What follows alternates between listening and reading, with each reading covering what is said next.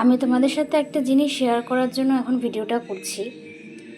তো আমি সন্ধ্যা দিতে এসেছি ঠাকুর ঘরে। তো এসে দেখছি এখানে এক ঝুড়ি ফল। ঠিক আছে, ভালো কথা, এক ঝুড়ি ফল এখানেও দেখছি এক প্লাস্টিক মৌসুমি লেবু রাখা রয়েছে। ঠিক আছে, তাই আমি ভাবলাম যে এখানে মৌসুমি লেবু, এখানেও মৌসুমি লেবু, কী অদ্ভুত ব্যাপার।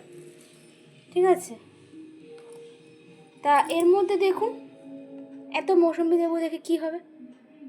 তারপরে আমি আমার শাশুড়ি মাকে জিজ্ঞেস করলাম যে এই মৌসুমি লেবুটা তো কালকে ও এনেছে, আমি জানি, এগুলো কি বাবা এনেছে? যে দেখুন ভর্তি এক প্লাস্টিক লেবু।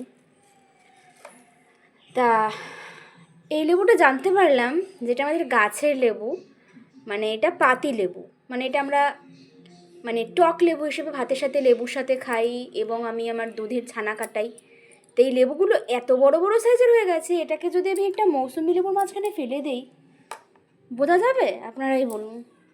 এই যে আমি এখানে এই দুটো পাতিলেবু বসিয়েছি, আপনারা বলুন এবারে যে এখানে আপনারা বুঝতে পারছেন যে কোনটা মৌসুমি লেবু, কোনটা মানে পাতিলেবু। কী অদ্ভুত ব্যাপার, তাই না?